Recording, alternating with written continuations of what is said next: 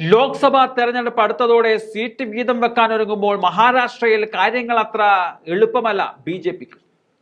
India മുന്നണി വലിയ തർക്കങ്ങളില്ലാതെ seat വിഭജന കാര്യങ്ങളിൽ എത്തി നിൽക്കുമ്പോൾ എൻ.ഡി.എയുടെ സ്ഥിതി അത്ര ശുഭകരമല്ല എന്ന് പറയാം.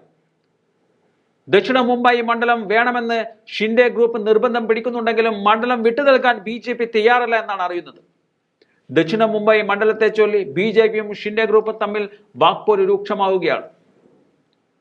മുൻ എം.പി മിലൻ ദേവ്ര ദക്ഷിണ മുംബൈ മണ്ഡലത്തിൽ മത്സരിക്കാനാണ് ആഗ്രഹിക്കുന്നത്.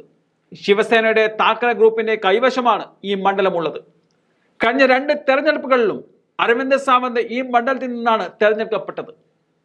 ശിവസേന പിളർപ്പിന് ശേഷം സാവന്ത് താക്കറെ വിഭാഗത്തോളം അടിയുറച്ച് നിൽക്കുകയായിരുന്നു. ഇതേ തുടർന്നാണ് മിലൻ ദേവ്ര ശിവസേനയുടെ ഷിൻഡെ വിഭാഗത്തിൽ ചേരാൻ തീരുമാനിച്ചതെന്നാണ് സൂചനകൾ. കഴിഞ്ഞ തവണ ശിവസേനയുടെ എം.പി ഈ മണ്ഡലത്തിൽ നിന്നാണ് തെരഞ്ഞെടുക്കപ്പെട്ടത് എന്നതുകൊണ്ട് ഈ സീറ്റ് തങ്ങൾക്ക് വേണം എന്നതാണ് ഷിൻഡെ ഗ്രൂപ്പിന്റെ ആവശ്യം. ദക്ഷിണ മുംബൈയിൽ ദേവ്ര വേണമെന്ന് ഷിൻഡെ ഗ്രൂപ്പ് ഉറച്ചു നിൽക്കുന്നുണ്ടെങ്കിലും സീറ്റ് വിട്ടു നൽകാൻ ബി.ജെ.പി തയ്യാറല്ല. വിധാൻസഭാ സ്പീക്കർ രാഹുൽ നർവേക്കറിന്റെയോ അല്ലെങ്കിൽ മംഗൾ പ്രഭാത് ലോധയുടെയോ പേരുകൾ ബി.ജെ.പി ഈ മണ്ഡലത്തിലേക്ക് നിർദ്ദേശിക്കുമെന്നാണ് അറിയുന്നത്.